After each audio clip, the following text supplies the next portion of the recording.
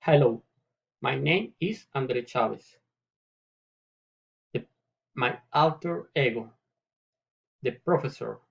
He is an enigmatic, bold, calculating person. Personal information. I have used the strengths of my enemies to my advantage. I have worked as a team to keep you safe in difficult situations. Achievements. I have learned that crises are normal.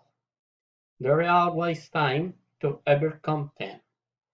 In very difficult situations, I have learned to be patient and take advantage of the opportunities.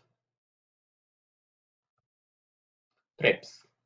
For my job, I have traveled to Chile, where I learned main thing from the company. But the trip that I have enjoyed was with my mother in Cartagena. I thought I would travel to house away from everything to share with my family near the beach.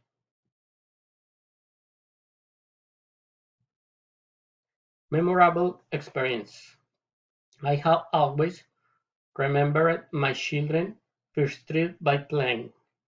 For my family and for me, building our house has been very satisfactory. I haven't done anything against another person or animal. I haven't done a crime. In the future, I might plan abusing to help my secure my life and the life of my family. Thank you